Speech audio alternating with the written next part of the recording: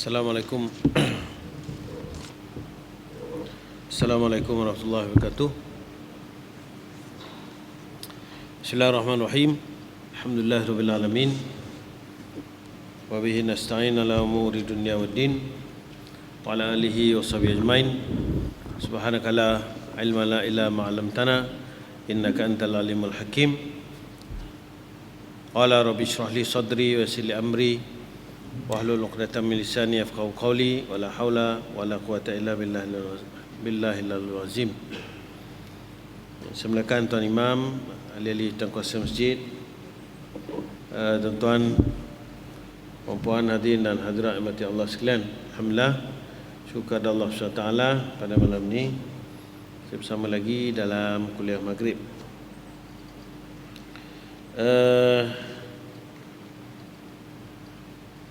Di mana tanda tuan-tuan? Tuan Haji Zabidi? Tak ada. Tanda kat mana? Bab wakalah Kalau saya tengok dekat sini bab wakalah. Ya.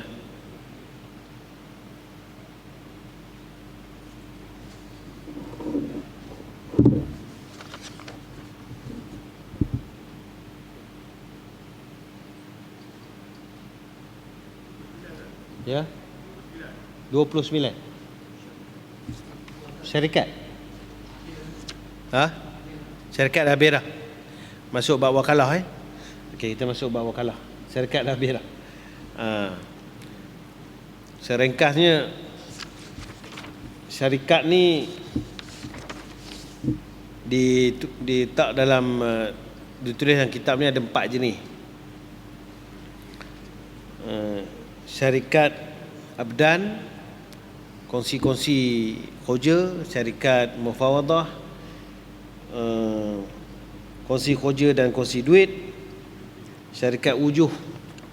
Ini orang gunakan satu-satu orang ni ataupun nama satu-satu orang ni untuk masuk dalam share, tapi dia tak ada masuk share kerana menggunakan nama dia, itu panggil syarikat wujuh. Macam orang yang terkenal, kita masuk dalam syarikat itu, maka senang sikit orang nak kenal syarikat, contohnya. Dan yang terakhir, syarikat ainan. Mazhab kita Syafi'i hanya membenarkan syarikat jenis ainan, iaitu perkongsian duit yang nilainya boleh dikira. Kenapa mazhab kita Syafi'i tak benarkan perkongsian kerja? Sebab nilainya susah nak dikira, takut di situ ada gharar. Baik, seterusnya kita masuk pada bab wakalah. Bab wakalah. Ini sesuai dengan ada satu pertanyaan kepada saya berkenaan dengan isu main kutu. Berkenaan dengan isu main kutu. Jadi apa akad kepada orang yang main kutu ni? Secara ringkasnya saya jawab dengan cepat sikitlah, laju sikit. Dia ada 2 akad. Yang pertama akad wakalah, akad wakalah. Nanti saya akan terangkan. Dan yang kedua dia akad hutang. Akad al-qardu, akad hutang. Jadi ada 2 akad kat situ pada bab main kutu. Kalau takaful bagi contohnya, takaful juga dia gunakan akad wakalah. Akad wakalah dia juga ada kat situ akad mudarabah, dan ada juga pada pada takaful itu akad tabarruk, akad sedekah. Baik, kita tengok bab wakalah ni, nanti kita akan terangkan lagi. Wakalah boleh dibaca dengan wakalah, wikalah. Dari segi bahasa, maknanya dua-dua baris boleh diterima. Ada perkataan dalam bahasa Arab yang barisnya berbeza, maknanya berbeza.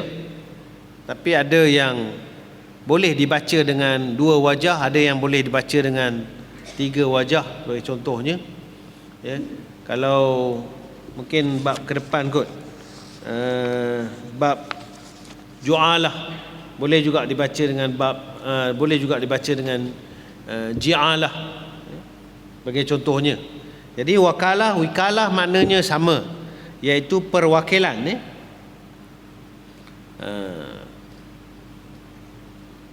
Maka seperti ayat tawakkaltu ala Allah, aku berserah, maknanya asal makna dia lebih, makna dari segi lughahnya kita kata serahlah, serah.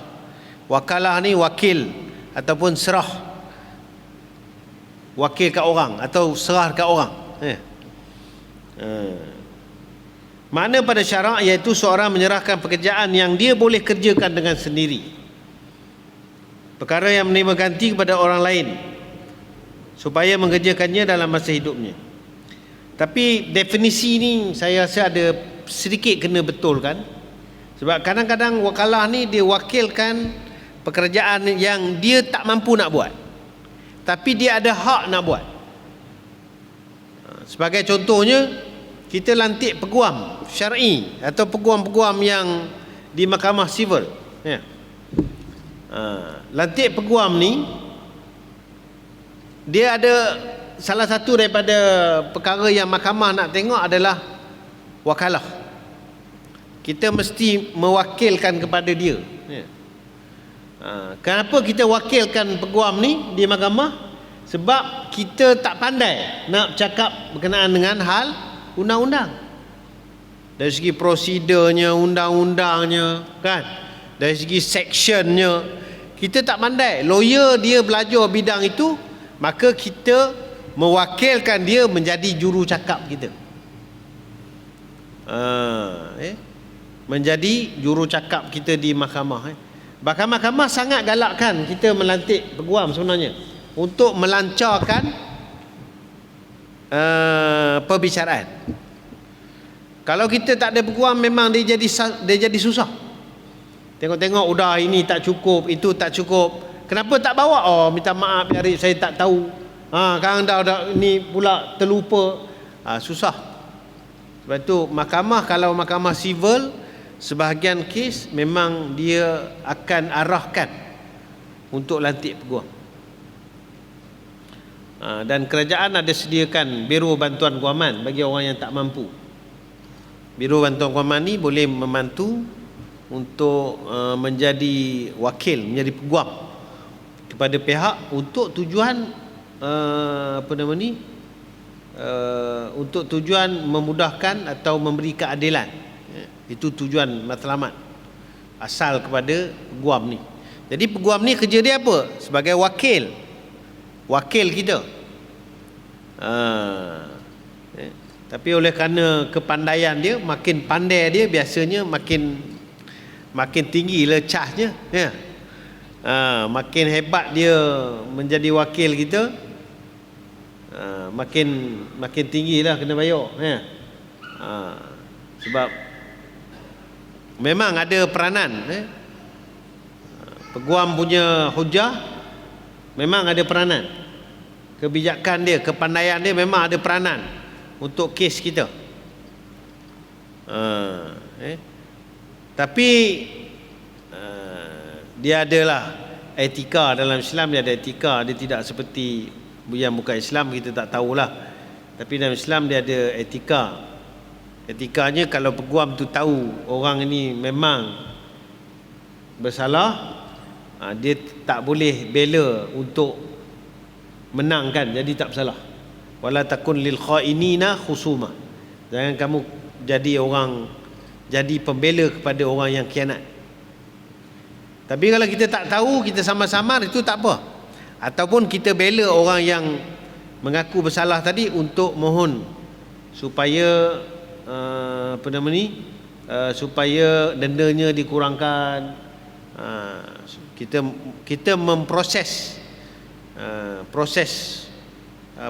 permohonan dia ataupun sebagainya, itu diharuskan, itu dihukumkan harus.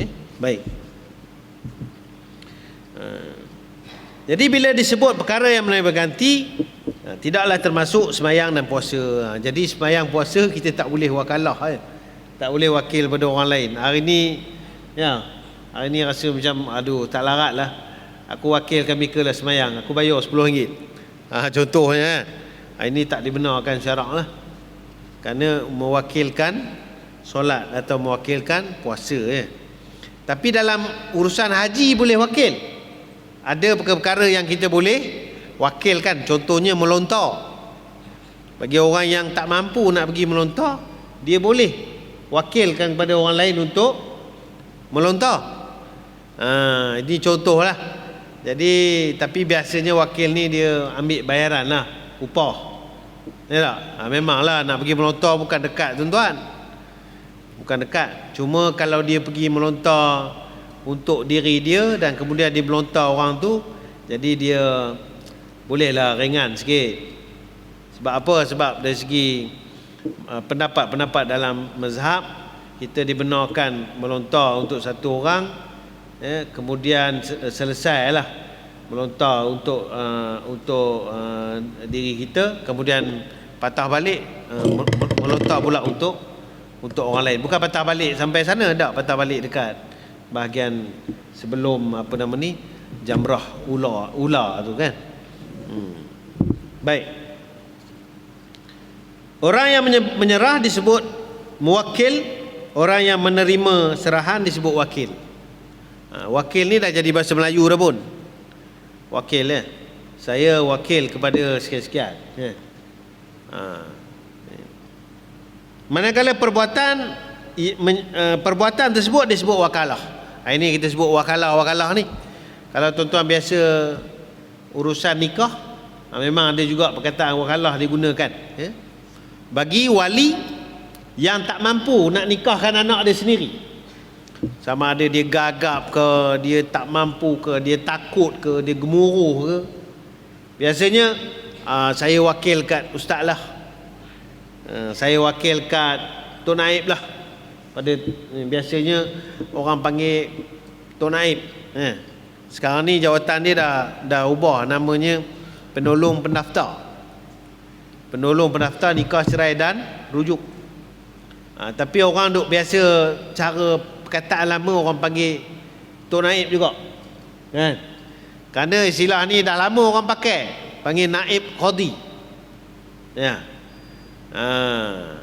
Macam jawatan kami sekarang ni pun dia tak panggil Qadi dah, dia panggil pegawai takbir agama daerah, tak panggil Qadi dah. Tapi ada orang masih lagi panggil Qadi, Tok Qadi. Qadi ni selalunya orang Kedah lah sebut Qadi. Kalau orang Perak, Tok Kadi lah ya. Tok Kadi. Ini siapa ni? Ini Tok Kadi kita lah ni. Bila orang tanya, oh Tok Kadi, nikah boleh lah. Itu selalu orang tu ingat. Sebenarnya untuk makluman tuan-tuan lah, istilah Qadi yang paling betul kali adalah hakim. Qadi ni istilah untuk jawatan hakim. Kerana dulu tuan-tuan, dulu Qadi ni di pejabat agama daerah ni, dia juga menjadi hakim. Dia juga menguruskan pentadbiran agama, dia juga jadi hakim. Orang datang bicara kes nak kahwin lah begitu gini, hal berkenaan, dia juga hakim. Sehinggalah tahun 1995 dua jawatan ni dipecahkan, diwujudkan mahkamah syariah. Maka bila diwujudkan mahkamah syariah, jawatan tu lebih layak diberi kepada qadi. Perkataan qadi tu layak diberi kepada para hakim. Tapi demo pun orang tak panggil qadi, orang panggil tuan hakim lah. Kalau ikutkan nama demo lah. Kalau nak ambil jawatan qadi tu, demo ambil. Demo ambil sebab demo sebagai hakim. Tapi demo pun tak pakai, maka orang masih lagi letakkan jawatan tu pada kami lah. Sedangkan kami dah tak boleh panggil qadi lah, kerana kami tidak lagi menjadi hakim, tidak lagi bicara kes. Tapi ada orang kata tak sedap, ustaz, payah nak sebut pegawai takbir agama ni, pegawai takbir agama susah, saya nak panggil qadi juga. Tu terpulang lah ya, terpulang juga. Tak kurang juga ada orang silap, dia dia pun dah biasa dengan Tok Naib, dengan qadi pun sekali dia panggil Tok Naib juga. Ini pun ada juga. Oh, bila ni orang kata, ini qadi Ipoh, Oh, inilah Tok Naib. Dia duk ingat Tok Naib juga, kan? Tak apalah. Kita senyum je. Tak ada apa pun. Cuma istilah nak fahamkan tuan-tuan lah, ya. Penggunaan itu. Jadi sekarang ni Tok Naib ni kita panggil apa? Penolong pendaftar. Sebab dalam hal urusan nikah dan kahwin ni, nama jawatan sekarang ni yang betulnya adalah pendaftar. Di ibu pejabat ada ketua pendaftar. Kami di daerah dia panggil pendaftar. Kemudian yang Tok Naib ni dia adalah penolong pendaftar. Baik, selalu bila nak nikah je ada wali-wali yang tak berani nak nikahkan, maka wali ni dia kata saya akan wakilkan tuan lah. Mewakilkan tu dia panggil wakalah. Ada borang dia kena buat wakalah. Tapi wakalah ni ada syarat-syarat dia. Ada wakalah yang boleh sifatnya am, ada wakalah yang sifatnya kena khas. Itu kadang-kadang orang silap faham. Dia daripada jauh dia kata tak apalah, aku wakilkan siapa-siapa lah dekat Ipoh tu nikahkan kamu. Boleh tak boleh wakilkan siapa-siapa, kan? Kerana dia adalah pekerjaan yang khas, maka dia mesti wakalahnya mesti khas. Siapa-siapa tu siapa? Kan? Tapi kalau pekerjaan yang umum, seperti apa nama ni, kita kata nak jemput kenduri, siapa-siapa jumpa kawan kita si Polan ni, bagi tahulah kat dia, aku jemput dia datang kenduri. Siapa-siapa tu diterima, kerana dia bentuk wakalah untuk jemputan kenduri, dia haruskan. Baik, jadi rukun wakalah itu ada 4, iaitu mewakil, orang yang orang yang memberi wakil, orang yang menerima wakil. Wakalah itu pekerjaannya, kemudian lafaz, ijab dan qabul, seperti mana kita maklum, mazhab kita Syafi'i memang mensyaratkan lafaz, pada ijab dan qabul. Cuma qaul Syafi'iyah, para ulama mazhab kita juga ada yang menerima jenis-jenis akad yang tanpa lafaz. Diterima akad tanpa lafaz. Qaul ini muktamad dalam mazhab Hanafi. Tapi mazhab kita yang muktamad wajib lafaz, ada ijab dan qabul. Tapi qaul yang tidak muktamad atau qaul Syafi'iyah, pendapat sebahagian daripada imam dalam mazhab Syafi'i, membenarkan beberapa jenis akad tanpa ada lafaz. Itu termasuklah dalam bab kutu tadi. Ada sebahagian ulama mengkiaskan pada kaedah ini, termasuk pada lafaz ataupun pada penyerahan duit kutu tadi.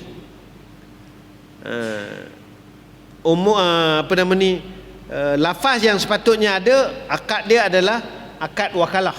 Yang pertama akad wakalah, iaitu peserta kepada kutu. Katalah tuan-tuan main kutu, ada 10 orang. 10 orang, satu orang lantik sebagai pemegang amanah untuk pegang duit. Dia ni lah yang akan pegang duit, dia lah akan ni penganjur lah, kita kata orang yang menganjurkan. Jadi orang yang pegang duit ni, dia ni lah yang kita kata wakil. Dia ni wakil untuk menerima duit kita. Maka kita mesti mengakad wakil kat dia.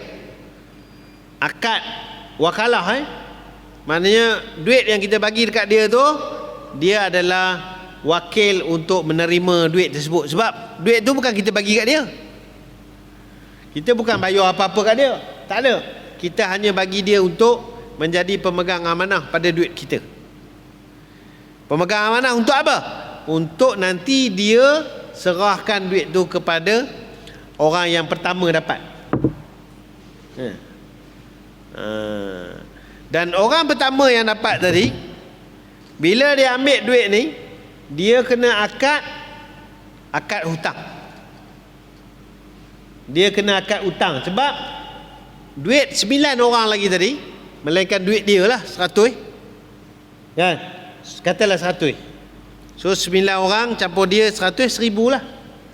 Duit 900 yang orang tu bagi tu, itu adalah hutang. Dia kena bayar balik tiap-tiap bulan sampai bulan ke 10 nanti. Bulan pertama tak apalah, dia ambil duit dia dan duit orang dia ambil. So bulan kedua, 3, 4, 5, 6, 7, 8, 9, 10, dia kena bayar balik itu bayar hutang. Sebab itu akad dia adalah hutang. Itu kaedahnya pada kutu. Tapi ramai orang tak ada lafaz pun. Kan? Ramai orang tak lafaz pun, tak sebut pun. Ini sebahagian ulama kata, kalau ambil kaedah tadi kias kepada baik mu'atah, jual beli unjuk mengunjuk tadi, harus dengan syarat dia tahu benda tu bersifat wakil dan bersifat hutang. Syarat dia tahu. Ini bukan jual beli, duit kutu tu bukan jual beli, tapi adalah wakil. Konsep dia lebih kurang ada persamaan pada takaful. Takaful kita bayar caruman tu, bayarlah, kita silakan bayar caruman tu. Dia sebenarnya bukan kita membeli, tak ada. Takaful kita tidak membeli apa-apa, tapi kita menyerahkan sejumlah wang caruman tu dengan akad wakalah, mewakilkan kepada syarikat untuk menguruskan dana duit yang kita bagi tadi. Dipecahkan kepada 2 dana tadi, satu dana tabungan, satu lagi dana tabarruk, dana sedekah. Masa awal-awal kita masuk tu, dia masa sign agreement tu, dia adalah sepatutnya ejen-ejen ni dia kena khabar lah dekat siapa-siapa yang masuk, supaya orang yang masuk join dalam takaful tu dia faham konsep. Kalau orang yang buat jadi ejen ni, elok belajar sikit bab itu dan terangkan, supaya orang yang masuk mencarum ni dia faham, oh konsepnya begitu. Dalam kita mencarum tadi, kita ada sedekah dekat situ. Siapa yang ditimpa musibah di kalangan kita yang masuk dalam takaful tadi, dia akan diberi pampasan. Pampasan tu dia ambil daripada duit mana? Duit sedekah ahli. Jadi kita secara tidak langsung kita istiqamah bersedekah setiap bulan, kalau kita faham masuk dalam takaful tadi. Kita istiqamah sedekah setiap bulan. Kerana sedekah ni ataupun amal ni yang bagus, yang paling baik apa? Amal yang adwa muha wa in qalla, yang maintain walaupun sedikit, jadi itu contoh macam mana bentuk kita bersedekah tiap bulan.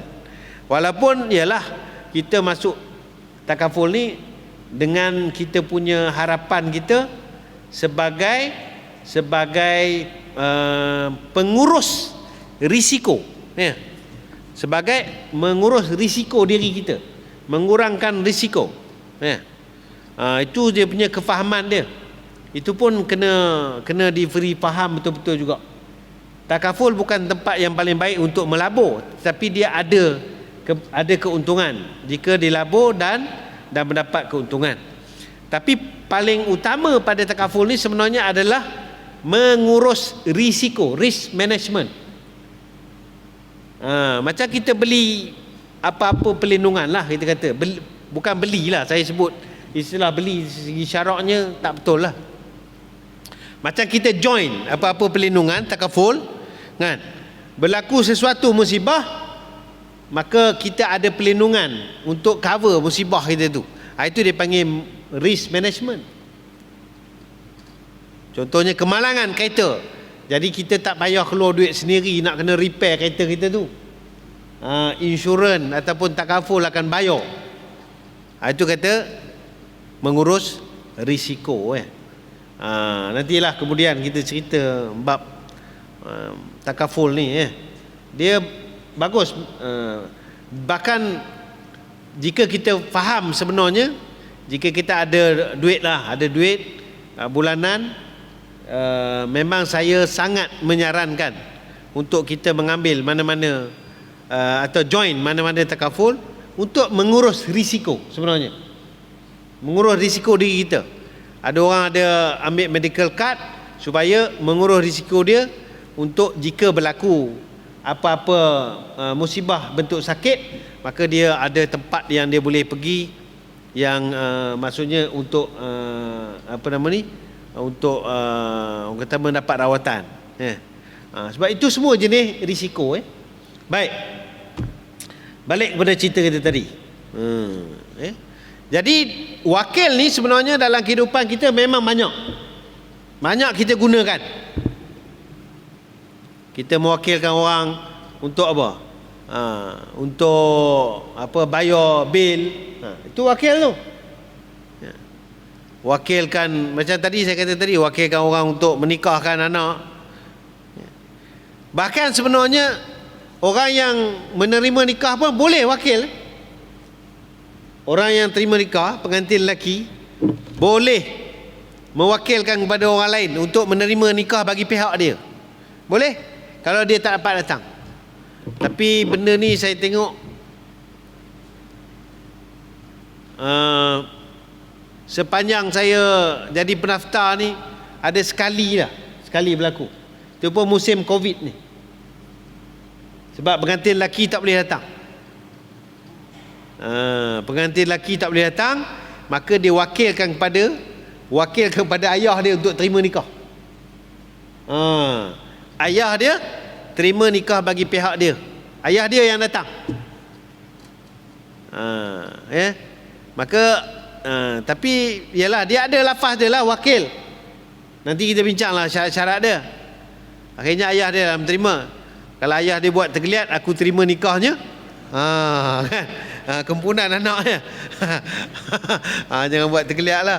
Tapi dari segi hukumnya, kalau tidak bersamaan pada akad lafaz ijab dan qabul, maka tak sah lah. Kerana pada lafaz ijab tu ada sebut dia tu adalah wakil, yang dinikahkan tu anak dia kan. Dia buat ngelak pun tak ci. Tak ci ya. Dia kata daripada anak aku ambil, baik aku ambil, kata dia. Baik. Tapi jaranglah, memang orang tak ada buat pun. Sebab jarang orang wakil terima nikah ya. Ada satu tempat tu dia lepas tahu, dia kata, "Oh boleh ustaz ya? Saya tak tahu ustaz." Kan? Kalau itu boleh lah ya. Saya nikah seorang lagi duduk di rumah aja, kata dia. Kan? Lepas tu saya wakilkan kawan saya pergi akad. Jadi orang rumah saya tengok saya ada di rumah. Kan? Ni saja saya kabur kat belakang siap-siap tu. Kan? Jadi kalau dia ada di rumah, jangan ingat seronok je, belum tentu. Kalau dia datang kelas saya, dia mesti tahu bab itu ya. Tapi saya bukan saya ngajar tak. Saya ngajar boleh wakil je, bukan saya ngajar suruh nikah dua senyap. Kan? Ya. Tapi nak kaburkan bab menerima nikah pun boleh wakil. Bukan saja untuk wali menikahkan, boleh wakil ya. Termasuk macam saya sebut tadi lah, termasuk peguam ya. Banyaklah perkara yang selalu kita wakilkan. Baik. Syarat orang yang memberi wakil itu naklah dia sah mengerjakan benda atau perkara yang diwakilkan itu dengan miliknya atau dengan wilayahnya. Maknanya syaratnya dia sendiri boleh buat. Itu yang masuk di atas tu. Dia sendiri layak buat, bukan boleh buat. Dia sendiri layak. Tapi mungkin ada yang tak mampu, mungkin ada yang jauh, mungkin ada yang sebab dia tak boleh nak buat, maka dia wakil kepada orang. Tapi kalau dia sendiri tak layak, dia tak boleh wakil kepada orang. Contoh ya, wali kan. Wali, di antara syarat wali ni apa? Islam baligh berakal. Ini contoh syarat yang paling asas. Islam baligh berakal. Katalah wali dia tu umur baru 9 tahun kan. Jadi dia kata, oleh kerana saya budak lagi, saya tak mampu nak nikah, saya wakil lah dekat Tok Naib untuk menikahkan kakak saya ni. Sah tak sah wakil tersebut? Jawabnya tak sah. Sebab apa? Dia sendiri belum ada kelayakan. Kelayakan untuk jadi wali tu dia sendiri pun tak layak lagi. Tak boleh. Ataupun dalam hal berkaitan dengan duit. Seorang yang safih ni bodoh, tak boleh mengurus duit, atau orang yang boros, yang telah diisytiharkan bankrupt. Orang macam ni pun tak boleh juga mewakilkan. Tak apalah, saya wakilkan. Saya ni bankrupt, saya wakilkan awak lah untuk menguruskan duit saya. Hukumnya tidak sah juga. Sebab dia sendiri tidak harus atau tidak layak menguruskan duit, maka dia tidak harus mewakilkan kepada orang lain untuk menguruskan duit. Jadi syarat pertama kepada orang yang memberi wakil, syaratnya mesti dia sendiri layak. Dia ada kelayakan. Maka tidak sah wakalah kanak-kanak, orang gila, orang pitam, dan tidak sah orang perempuan dan orang yang di dalam ihram. Sebab apa orang dalam ihram tak boleh?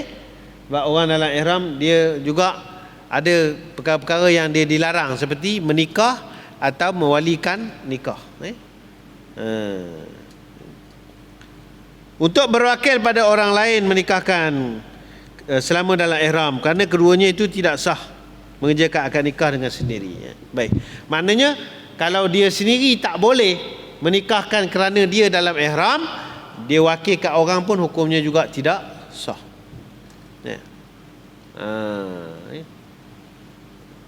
Baik.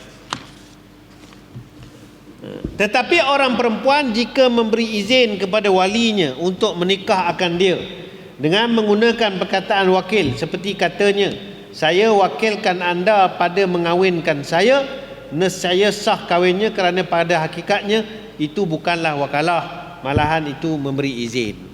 Cuma perkataan yang dia guna tu tak apa tepat. Saya wakil pada ayah lah, bukan wakil. Ayah dia adalah wali. Jadi perempuan ni dia kena bagi apa? Dia kena izin. Itu pun bagi wanita yang bukan anak dara. Yang maksudnya kalau anak dara, walinya pula wali mujbir, iaitu bapa dan datuk. Bapa dan datuk boleh mengahwinkan anak dara mereka ni tanpa izin. Boleh, boleh tanpa izin. Tapi ada syarat juga. Antara syaratnya adalah pasangan itu kafaah, sekufu, sesuai dengan perempuan tadi, dengan anak dara tadi. Kalau tak sekufu, anak dara boleh bantah. Itu bincang dalam bab kafaah, dalam bab kahwin. Apa yang dibincangkan, mungkin seorang tinggi sangat, seorang rendah sangat, seorang pandai sangat, seorang tak pandai sangat, kan? Nak kata bodoh tak patut pula, ya. Kurang pandai, seorang pandai. Jadi ini termasuk bab kafaah. Tapi kalau dia setuju tak apa, ya. Isteri pegawai tinggi kerajaan, grade jusa, suami driver. Driver dia lala kali sangkut kahwin. Dari segi kafaah tak sekufu, mereka tak sekufu. Sebab seorang jawatannya tinggi sangat, seorang jawatannya rendah. Tapi kalau mereka setuju, mereka terima, hukumnya kahwin sah. Ini cerita kalau kata dipaksa, tak boleh, tak sah. Isteri boleh mohon ke mahkamah untuk fasakh. Boleh, Baik. Manakala wali pula diluluskan dia berwakil dalam hak mauliahnya, seperti anak, cucu dan lain-lain. Kalau kita sebagai wali, kita bolehlah wakilkan kepada siapa yang kita kendaki lah. Kan? Kalau kita tak mampulah. Kalau mampu, kita akad sendirilah. Bukan susah pun, tuan-tuan. Bukan susah pun. Sebut nama pengantin tu, kan? Aku nikahkan, guna bahasa lama sikit, ya. Aku nikahkan akan dikau Dengan anakku Sipolan binti Sipolan, ataupun dengan anakku Sipolan je lah, tak payah binti lah, anakku dah ada kan. Dengan mas kahwinnya sekian-sekian tunai. Contoh, senang je. Jadi dia pun jawab, aku terima nikahnya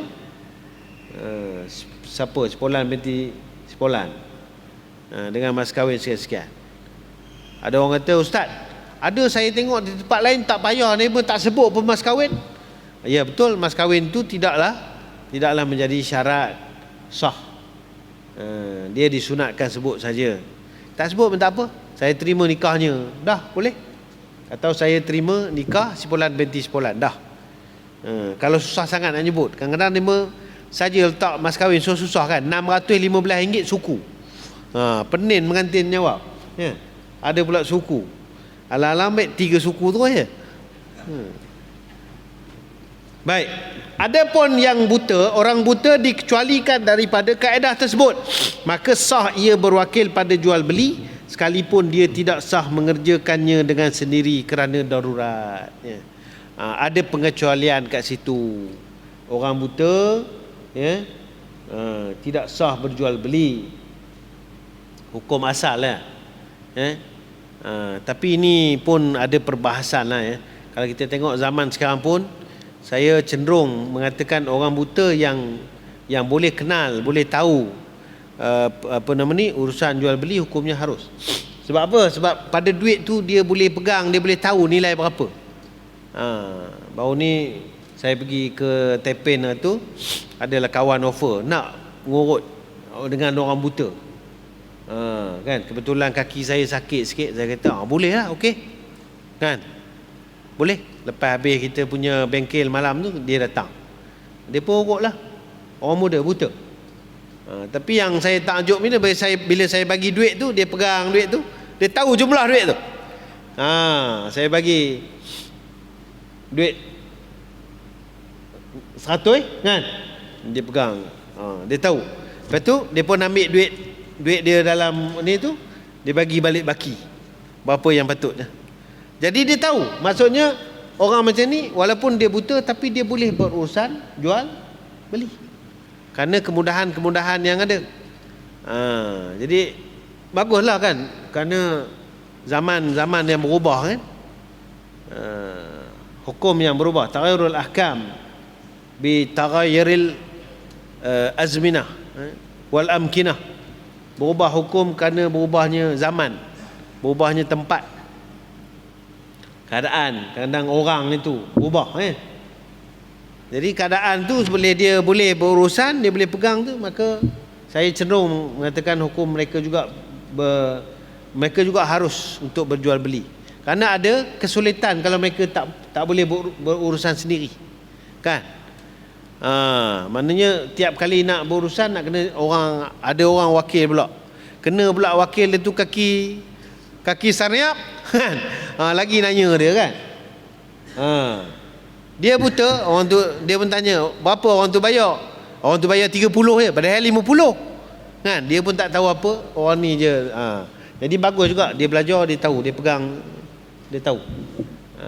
Macam lift lah kan, lift kita tengok ada nombor-nombor tu, dia kan ada macam biji-biji tu. Sebenarnya itu semua untuk orang buta kegunaan orang buta. Lagi apa lagi?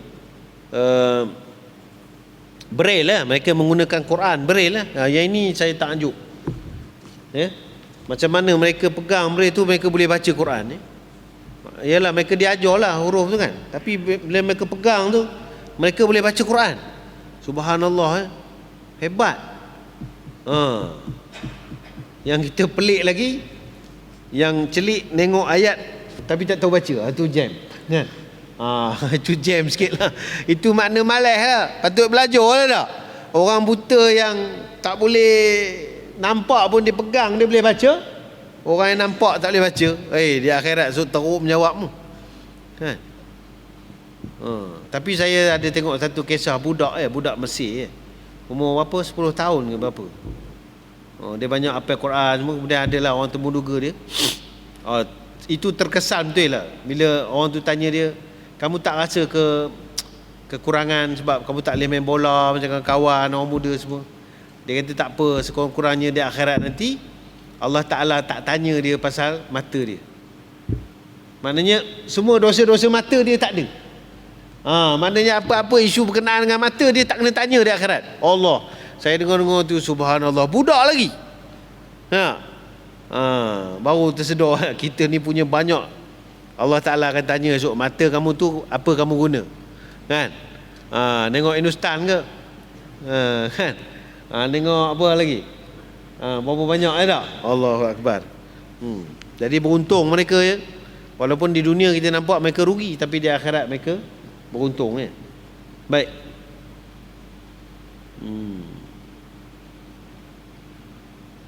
Jadi pada syarat orang buta ni, insyaAllah saya akan cek balik pendapat-pendapat dalam mazhab atau pendapat-pendapat dalam mazhab yang lain berkenaan dengan hukum jual beli orang yang buta. Tapi orang buta tidak boleh menjadi saksi, tidak sah menjadi saksi. Kerana apa? Kerana tentu syahadah ni tentulah dia mesti melihat. Jadi dia tidak boleh jadi saksi. Itu tak boleh buat apalah. Tapi untuk berjual beli mungkin kita boleh ambil kias pada bai' mu'attah tu juga. Maknanya dia boleh jual beli pada perkara-perkara yang melibatkan tidak melibatkan nilai yang besar lah, nilai yang tinggi kan. Kalau tidak mungkin ada penipuan boleh berlaku kepada mereka ya. Baik. Itu syarat pada orang yang mewakilkan ya, ataupun muwakil kita sebut tadi ya. Nak masuk isyak dah tuan-tuan. Kedua kita nak masuk ni pada syarat pada wakil. Syarat pada wakil. Oleh kerana masa tak berapa ni, saya bimbang lagi nak masuk isyak dah. Dah masuk dah pun. Jadi kita tangguh dululah sampai dekat situ. Kalau tuan-tuan ada soalan lepas azan ni, tuan-tuan tanya soalan. Kalau tak ada, kita tutup terus. Boleh tuan-tuan ya? Okey. Kita tangguhkan kejap untuk azan.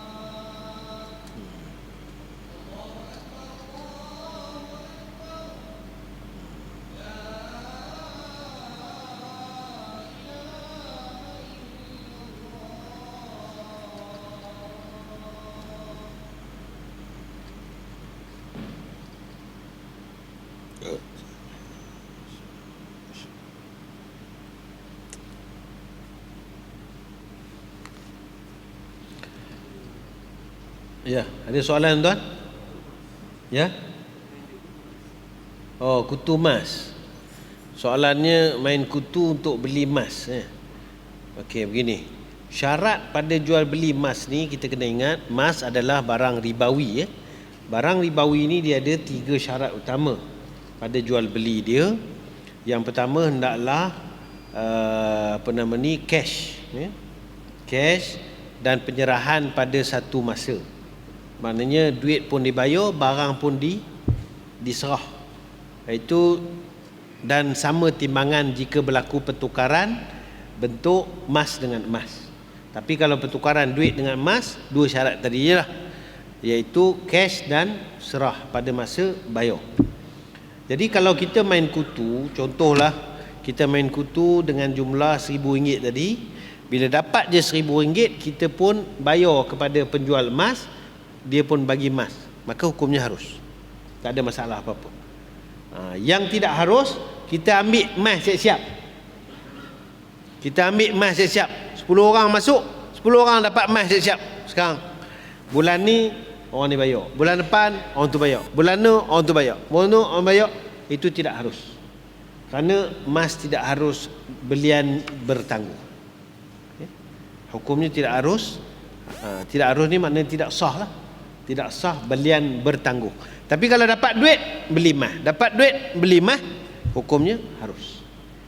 Tapi kalau beli benda lain boleh. Contohnya beli apa? Stroller. Contohlah ada demo, saya tengok isteri saya main kutu stroller. Beli stroller budak pun main kutu. Yang mahal punya tu pasalnya. Okey, katalah dapat semua dulu, semua orang dapat dulu. Bulan ni bagi. Bulan ni stroller hukumnya harus, sebab dia tak termasuk pada barang ribawi.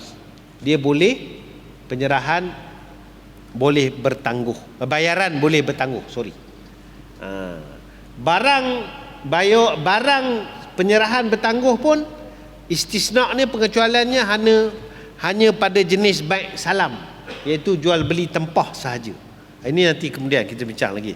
Tapi secara ringkasnya, emas tadi kaedah dia begitu, dia mesti cash, mesti serah pada masa tersebut. Hukum jual beli emas. Ya. Macam mana? Kita beli? Okey. Macam mana maksudnya, kena cerita lebih jelas sikit. Kita ada duit 1,000 contohnya.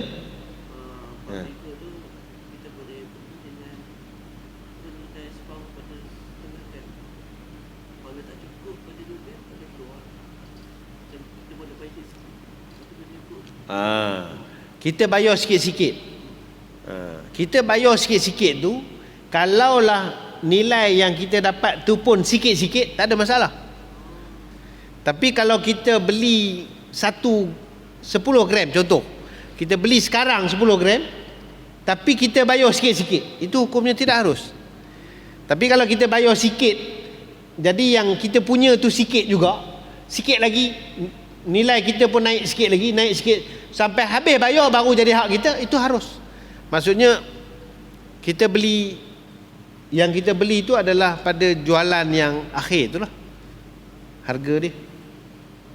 Tapi bayaran bertangguh pada emas tidak harus.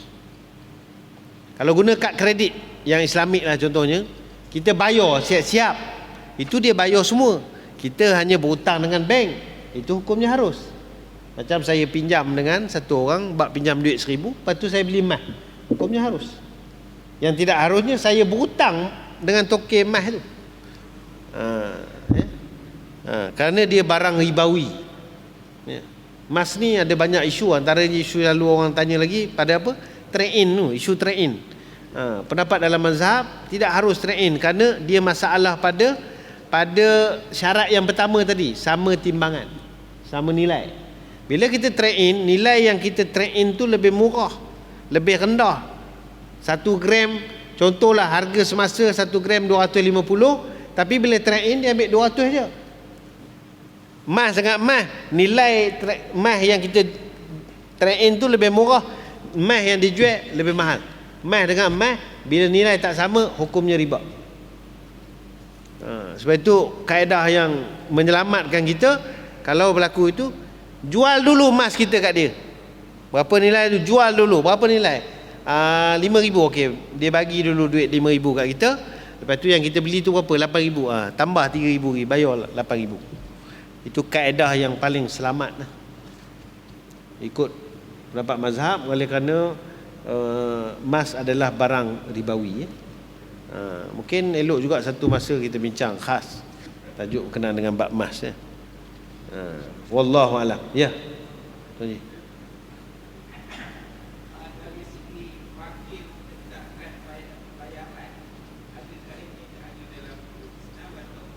Boleh. Itu dipanggil bab ujrah, upah. Boleh. Sebab kita tidak syarat ataupun kita tidak terikat dengan dia. Maksudnya contohlah, saya nak wakilkan satu orang peguam. Peguam ni tetapkan okey, nak wakil saya boleh 5,000. Saya ada pilihan nak wakil dia ke tak. Jadi saya cari peguam lain, contohlah kan.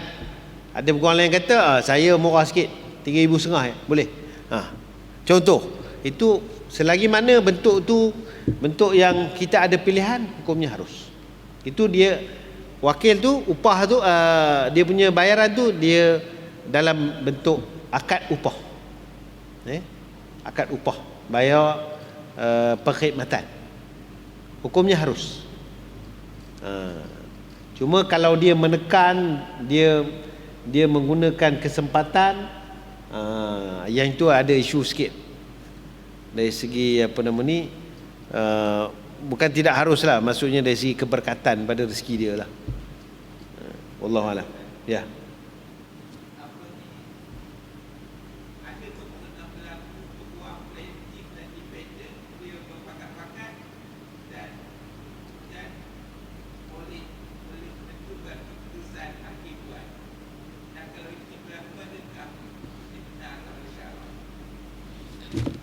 Peguam berbincang ini biasa berlaku. Peguam plenty berbincang dengan peguam defendant berbincang, tapi dia mesti berbincang pada pengetahuan defendant dan plaintiff, sebab dia adalah wakil. Dia tidak boleh berbincang benda yang tak diarahkan oleh muwakil. Contohnya orang ni wakil kan, dia suruh tuntut sekian. Orang ni lawan. Demo lawan. Rupanya demo dalam tu demo pakat lain. Demo pakat. Kamu macam ni. Kamu tanya ni. Alah, kita bagi cepat sikit lah kes ni. Kan? Ayah ni. Itu hukumnya khianat. Hukumnya haram. Kerana dia boleh bertindak, wakil ni boleh bertindak atas arahan mewakil. Melainkan kalau arahan tu tak betul ke sebagainya, dia kena bagi tahu. Ini tak betul, tak boleh. Ini kita kena buat macam ni. Jika berlaku perundingan dan sebagainya, dia kena maklumkan. Ini kami berlaku perundingan ni, kita nak buat settle luar kes, luar mahkamah je. Sebabnya begini-gini. Kalau kita settle dalam pun, kalau kita lawan pun mungkin kes kita gini-gini. Kalau kita settle luar gini-gini. Contoh. Apa tu? Ada kata okey saya setuju. Boleh. Tapi selagi mana mewakil tak setuju, tak boleh. Sebab dia bertindak bagi pihak. Dia bukan bertindak sendiri. Hukumnya haram jika dia macam jadi broker sama juga. Wakil beri wakil kat dia jual 100,000. Tapi oleh kerana dia pandai manipulasi, dia jual 120. Tapi kemudian dia kabur kat orang tu, saya jual 100. Dia diam-diam untung 20,000 kat belakang, hukumnya haram. Wallahu alam. Kita sambung bulan depan. Bulan depan insya-Allah. Bulan 11 ya. Insya-Allah. Bismillahirrahmanirrahim. Alhamdulillahirabbil alamin wassalatu wassalamu ala asyrofil wa ala alihi wa sahbihi ajmain. Allahumma zidna ilman fa'na bima 'allamtana wa ma yanfa'una. Alhamdulillah ala kulli hal wa na'udzubillahi min halin nar wa atina fid dunya hasanah wa fil akhirati hasanah wa qina adzabannar. Alhamdulillahirabbil alamin. Assalamualaikum warahmatullahi wabarakatuh.